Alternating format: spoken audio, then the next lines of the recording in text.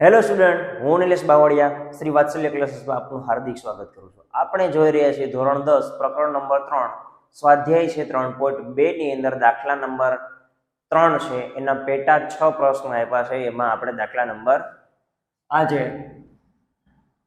ચોથો, પાંચમો અને છઠ્ઠો જોઈશું. બરોબર, તો ચોથો આપણે જોઈ ગયા છીએ, ત્રીજો અને ચોથો આગળના વિડીયોની અંદર જોઈ ગયા. બરોબર, આ વિડીયોની અંદર આપણે ક્વેશ્ચન નંબર 3 ના આગળના બે જોશું. તો કે દાખલા નંબર આનો છે પાંચમો. તો પાંચમો છે એ જોઈએ કે નીચેની સમસ્યા ઉપરથી દ્વિચલ સુરેખ સમીકરણ યુગ્મ મેળવો અને તેમનો ઉકેલ આદેશની રીતે શોધો. આદેશની રીતે શોધવાનું છે. તો પાંચમા દાખલામાં શું કીધેલું જુઓ.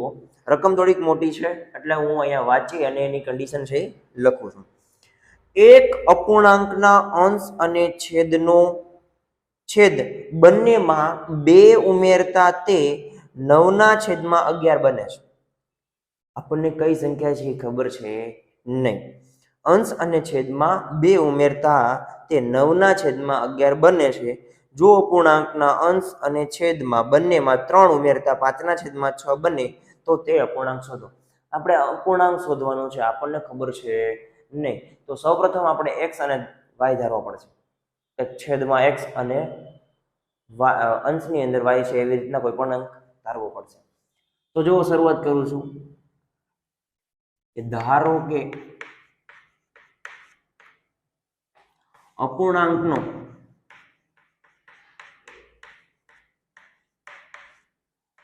અંશ x અને છેદ y છે. તો કેવી રીતે સંખ્યા થઈ જાય? x ના છેદમાં y, x અપોન આથી x અપોન y થશે. બરોબર, હવે જો પહેલી કન્ડિશન આપણને કંઈક આપીશ. પહેલી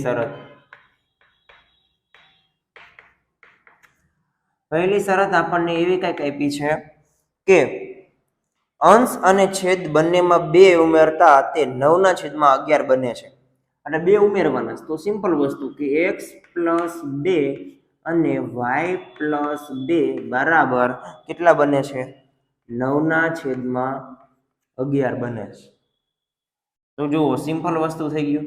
એક અહીંયા વસ્તુ આપણને મળી ગઈ. હવે બીજું જોઈએ.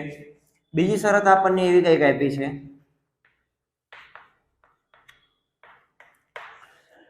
કે જો અપૂર્ણાંકના અંશ અને છેદ બંનેમાં 3 ઉમેરતા 5/6 મળે છે. 3 ઉમેરવાના. ચલો, x + 3 અને y +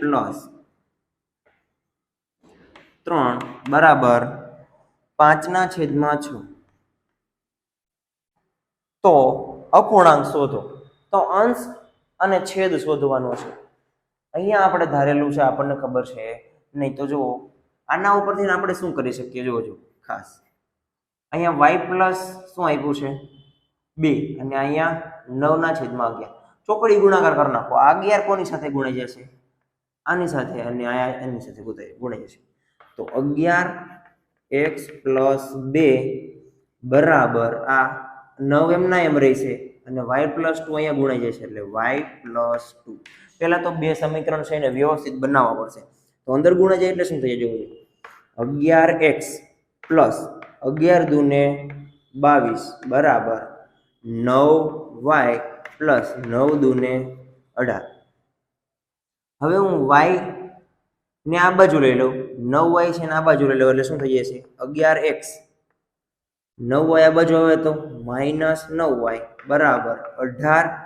22 ઓલી બાજુ જાય તો -22. આવું થઈ જાય. તો શું બની ગયું છે? 11x - 9y બરાબર 18 માંથી 22 જાય? ન જાય. 22 માંથી 18 જાય તો કેટલા વધશે? 4. પણ કેવા? -4. આને સમીકરણ 1 કહી દો. એવી જ રીતે આનું પણ ચોકડી ગુણાકાર થશે. જોજો કેવી રીતે. આ અહીંયા ગુણાઈ જશે, અહીંયા ગુણાઈ જશે.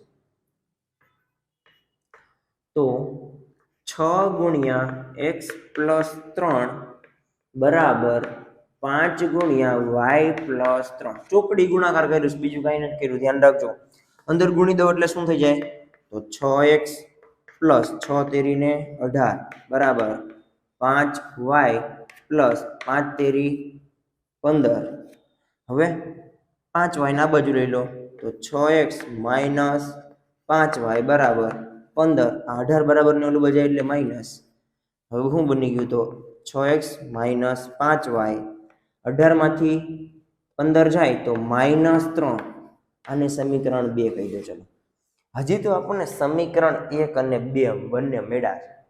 એના ઉપરથી આપણે શું કરવાનું છે? હવે અપૂર્ણાંક શોધવાનો આદેશની રીતે. ચલો કોઈ પણ એક સમીકરણનો આપણે આદેશ લઈ લઈએ. સમીકરણ 1 નો આદેશ લઈ લઈએ. તો સમીકરણ 1 નો આદેશ લેતા ચલો શું આપ્યું છે? 11x. હું આમાં કોઈ પણ x ને કરતા બનાવી દો.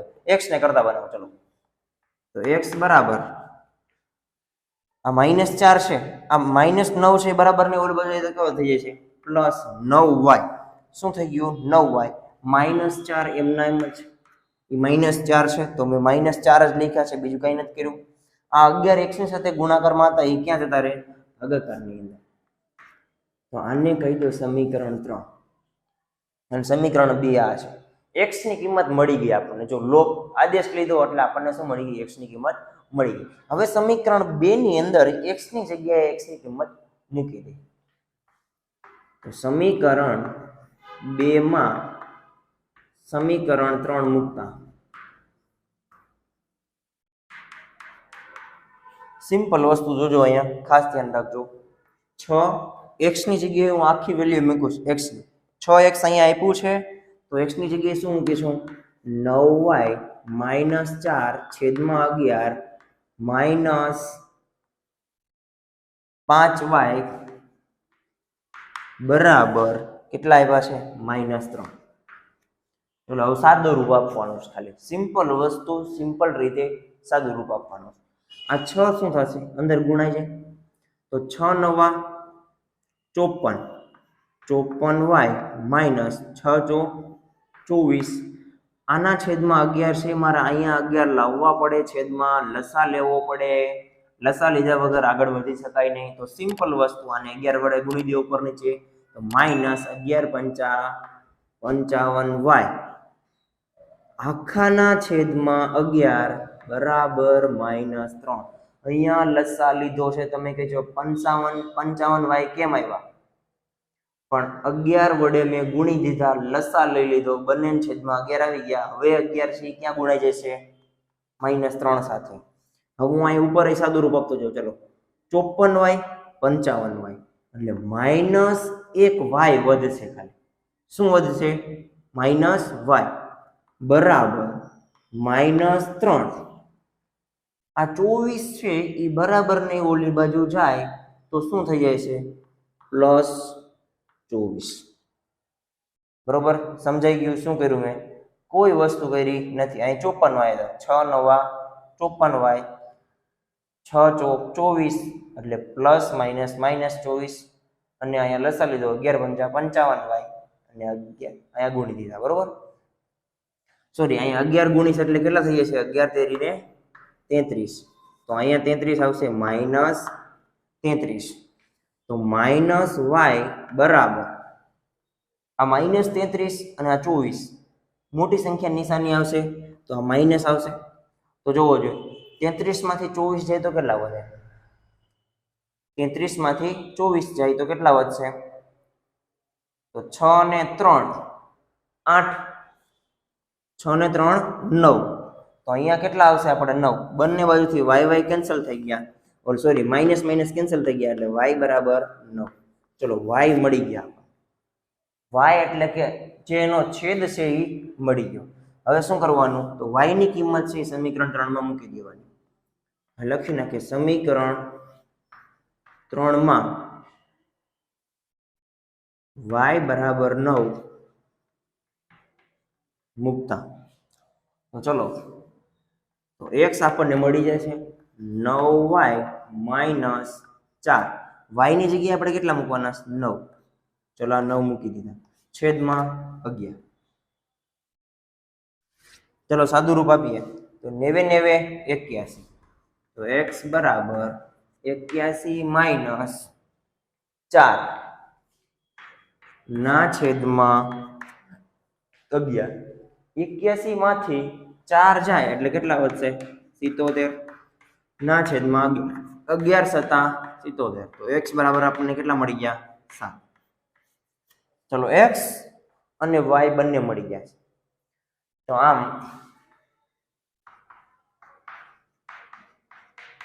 માગેલ અપૂર્ણાંક x ના છેદમાં y બરાબર x કેટલા મળ્યા? 7 ના છેદમાં 9 મળે. શું મળશે?